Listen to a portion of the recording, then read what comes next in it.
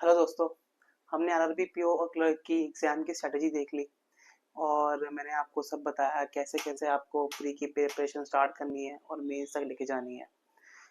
But उस video के बाद मुझे बहुत सारे डाउट्स आपके मन में दिखे, जो कि मैं एक एक करके सारे क्लियर करूँगा। आपको ये पूरी वीडियो देखनी है। आपके कोई ना कोई डाउट इस वाली वीडियो में ज़रूर मिलेगा। अगर बाय चांस फिर भी छूट जाता है तो आप फिर भी कमेंट कर सकते हैं, मैं आपको रिप्लाई कर दूंगा पर्सनली। लेकिन मैंने एक कॉमन कुछ डाउट्स ले लिए और वो इस वीडियो में हम बनाएंगे। तो वीडियो को एंड तक देखना, आपका डाउट उसमें ज़रूर मिलेगा।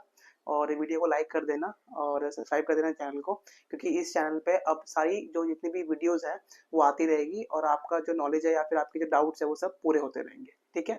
I am struggling with GA. 50 days बच्चे हैं, जीए कैसे करें। देखिए, जीए करने का तरीका मैं आपको बेस्ट बता देता हूँ। अगर हमारा एग्जाम दिसंबर में है, जो कि पीओ का मेंस है, तो आप अभी से, जैसे कि अभी चल रहा है अक्टूबर, तो आप सितंबर से पिछले 4 महीने का जीए जीएस जितना भी है वो पढ़ लीजिए। कंप्यूटर अवेयरनेस और जनरल अवेयरनेस सब पढ़ लीजिए, क्योंकि जो बैंक के अंदर लेटेस्ट ही आपको ज़्यादातर दिखेगा। और अगर एग्ज़ाम दिसंबर में है तो आपको नवंबर, हाफ नवंबर से पहले का सारा ही पढ़ना है।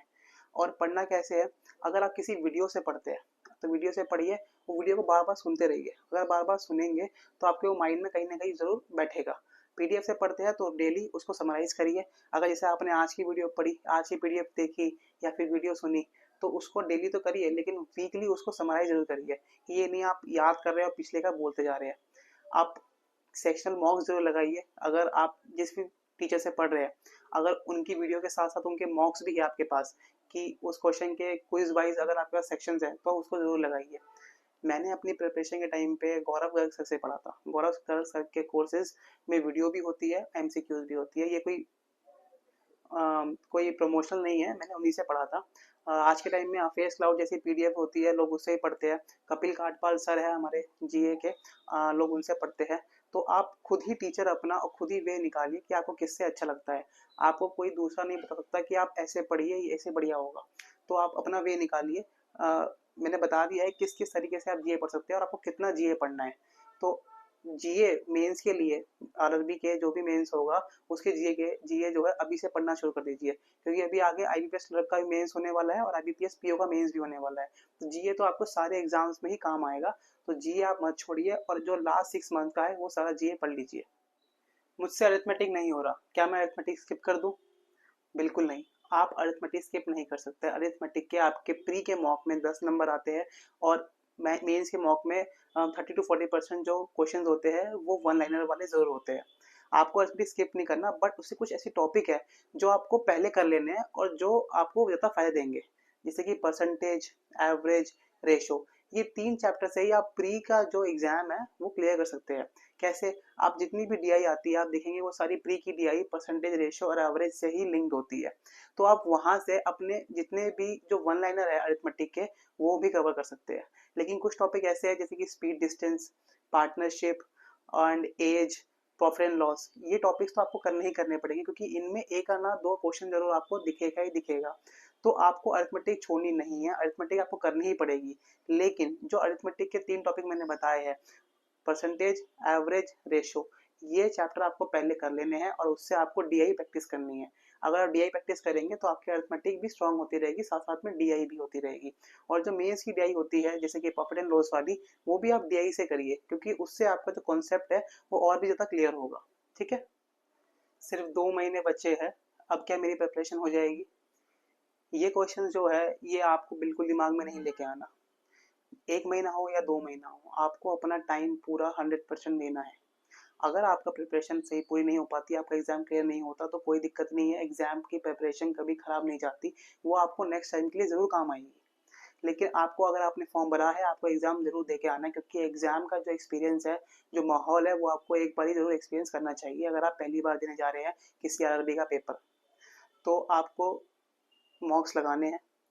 अगर आपके नंबर कम आ रहे हैं तो कोई दिक्कत नहीं है, प्रैक्टिस करिए। आप ये मत सोचिए कि 1 महीना है या 2 महीना है। और अगर आपको ऐसा लगता है कि आपकी प्रिपरेशन सही नहीं है या फिर बिगनर है, तो अभी आप जीए पे ध्यान मत दीजिए। आप सिर्फ अपना जितनी भी प्रैक्टिस है रोज की, जो मैंने आपको जितना भी आपको पूरा तरीका बताया है कि आपको कैसे कब उठना है, कब आपको क्या पढ़ना है, कितने मॉक्स लगाने हैं, जो मैंने अपनी प्रिपरेशन की स्ट्रैटेजी की वीडियो में बताया है, वो आपको सिर्फ फॉलो करनी है। और इस चीज़ पे ध्यान मत दीजिए कि मेरा अभी 1 महीना ही हुआ है तो मैं कैसे एग्ज़ाम क्लियर करूँगा। एग्ज़ाम क्लियर होना ना होना वो बात की बात है। पहले आपको 100% देना है अपना और एग्ज़ाम दे के आना है। अगर नहीं होता तो नेक्स्ट बारी में याद वो ध्यान आएगा आपको, मतलब नेक्स्ट बारी में आपको काम आएगा। तो ये चीज़ नहीं सोचनी बिल्कुल भी और एग्ज़ाम की तैयारी करनी है, बस यही सोचना है। मॉक कैसे देना है? मॉक के ऊपर पूरी एक स्ट्रैटेजी मैंने आपको पहले ही वीडियो में शूट करके दे चुका हूँ। आप उस वीडियो आप मेरे चैनल में जाइए और मॉक की वीडियो देखिए। कैसे मॉक देना है, कब मॉक देना है, कितनी बार मॉक देना है, उसको एनालाइज कैसे करना है या फिर मॉक कौन सा चूज़ करना है, वो सब मैंने एक वीडियो में बना दिया है। तो यहाँ पे बात नहीं करेंगे, आप वो वीडियो देखिए और उससे आपका सब कुछ क्लियर हो जाएगा कि आपको मॉक कैसे देना है। मैथ्स में स्पीड नहीं आ रही और इंग्लिश में आरसी नहीं हो रही, दोनों क्वेश्चंस का आंसर देता हूँ। तो पहले मैथ्स से शुरू करते हैं। मैथ्स में स्पीड के लिए आपको सिंप्लीफिकेशन और अप्रोक्सीमेशन जैसे क्वेश्चन की प्रैक्टिस करनी पड़ेगी बहुत ज़्यादा, ठीक है। उनकी डेली प्रैक्टिस कीजिए तो उससे आपकी स्पीड में ज़रूर इंप्रूवमेंट होगा।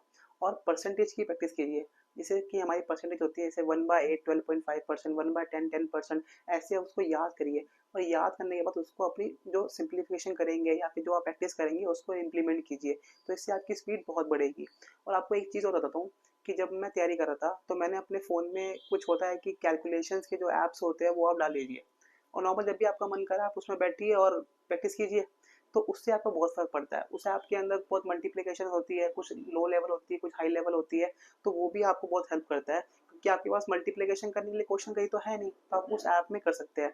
तो ऐसी छोटी-छोटी चीज़ें हैं जो आपकी जो स्पीड है वो आपको ज़रूर बढ़ाएगी आपकी जो प्रिपरेशन के अंदर। और जब भी आप मॉक टेस्ट दें तो पहले सिंप्लीफिकेशन अप्रोक्सीमेशन जैसे क्वेश्चंस उठाइए, तो क्योंकि वो जल्दी जाते हैं और आपके मार्क्स जो है उससे ज़रूर बढ़ेंगे। दूसरी बात कर लेते हैं इंग्लिश की। इंग्लिश में जब भी आप आरसी पढ़ेंगे तो आप उसको स्किम कीजिए। स्किम मतलब मेन मेन पॉइंट्स जो होते हैं वो पढ़िए। अगर आपको कोई डेटा दिया हुआ है जैसे कि आपको डेटा दिया गया है कि 2005 या फिर 19 फरवरी, आप उसको मत पढ़िए, आप उसको स्किप कर सकते हैं क्योंकि वो आपको दिखेगा, मतलब क्वेश्चंस में भी आपको वहाँ से आप उसको पिक कर सकते हैं। और जब भी आप कोई भी आप नॉवल पढ़ रहे हैं या तो कोई न्यूज़पेपर पढ़ रहे हैं तो हाई लेवल न्यूज़पेपर नहीं पढ़ना, मैंने पहले ही बताया है। थोड़ा नॉर्मल टाइम्स ऑफ इंडिया या फिर उससे नीचे वाले जो भी लेवल होते हैं वो आपको न्यूज़पेपर पढ़ने हैं और उसको आराम आराम से समझ समझ के पढ़िए। अगर समझ के पढ़ेंगे तो आपको आराम से, मतलब वो चीज़ समझ आएगी कि वो क्या लिखी है। और जो उसके आपको अगर कोई वर्ड आपको लग रहा है कि वर्ड मेरे को समझ नहीं आ रहा, सपोज करिए आप न्यूज़पेपर पढ़ रहे हैं, वर्ड समझ नहीं आया, आपने वो वर्ड कहीं लिखना नहीं है, आप बस फ़ोन उठाओ, सर्च करो और उसको समझ याद कर लो कि ठीक है इस वर्ड का जो मतलब है वो ये है और आगे बढ़ो, ठीक है। आप लिखोगे फिर आप उसको याद करोगे, आप बहुत कम स्टूडेंट ऐसे होते हैं जो लिखते हैं और फिर आपको उसमें याद भी करते हैं। तो मैंने यही किया था, अगर मैं पढ़ रहा हूँ मुझे समझ नहीं आ रहा, मैं डायरेक्ट गूगल पर सर्च करता था, वो वर्ड का मतलब समझता था और आगे बढ़ता था। ऐसे आपको कहीं ना कहीं वो चीज़ें याद जरूर रहेगी। तो मैथ्स में स्पीड ऐसे बढ़ाइए कि प्रैक्टिस कीजिए और इंग्लिश में आरसी समझने के लिए आपको आराम आराम से आरसी जो नॉवल है या फिर कोई आपका न्यूज़पेपर है उसको ध्यान से पढ़ना है और रीडिंग है जो इससे इंग्लिश जो है इम्प्रूव होएगी। कंप्यूटर कहाँ से करें? अगर आपको कंप्यूटर कुछ भी नहीं पता, लैन मैन वैन या फिर उसके ओएसआई मॉडल्स या फिर थोड़ा बहुत जो जितने भी बाइट गीगाबाइट इन सब के बारे में नहीं पता, तो आज ही से कंप्यूटर अपना स्टार्ट कर दीजिए। अगर आपको थोड़ा बहुत पता है, आपने कंप्यूटर से या बीटेक किया या कुछ भी कोई कंप्यूटर एप्लीकेशन का कोर्स किया है, तो आप अपना कंप्यूटर प्री देने के बाद भी शुरू कर सकते हैं। लेकिन अगर आपको नहीं पता और अगर आप फेमिलियर नहीं है कंप्यूटर से, तो आप आज ही से अपना कंप्यूटर स्टार्ट कर दीजिए। बहुत ऐसी क्लासेस है यूट्यूब पे जैसे कि अरोड़ा एजुकेटर्स, या फिर आप सर्च करेंगे तो बहुत सारे कंप्यूटर के कोर्सेस आ जाएंगे, आप उससे पढ़ सकते हैं। मैंने अपने टाइम पे अरोड़ा एजुकेटर से पढ़ा था, कोई प्रमोशनल नहीं है लेकिन जो मैंने पढ़ा था वही मैं आपको बता रहा हूँ। आप उनसे पढ़िए, उनके कोर्सेज अच्छे होते हैं, उनके क्वेश्चन एग्जाम में बहुत आते भी है। तो कंप्यूटर आपको अभी से पढ़ना शुरू कर देना है। मेरा सिलेबस पूरा नहीं हुआ, क्या पॉसिबल है क्लियर करना? मैं आपको बताता हूँ कि आपका सिलेबस कभी पूरा नहीं होगा। एक एग्ज़ाम, गवर्नमेंट एग्ज़ाम को क्लियर करने में सिलेबस आपका कभी पूरा नहीं होता। आपका सिलेक्शन हो जाएगा लेकिन सिलेबस कभी पूरा नहीं होगा। तो सिलेबस के पीछे मत बैठो, just start your preparation, practice करो, डेली मॉक लगाओ, एक मॉक सुबह एक मॉक शाम में और प्रैक्टिस पे ही फोकस करो। नहीं समझ आ रहा, क्लासेस देखो, क्लासेस देख रहे हो तो क्लासेस में भी सॉल्व करो। मैं यहाँ पे पजल की क्लासेस ला रहा हूँ, आप उस क्लासेस को देखिए, मुझे म्यूट कर दीजिए और खुद ही खुद सॉल्व कीजिए और उसका आंसर देखिए, आंसर में से मिलाइए।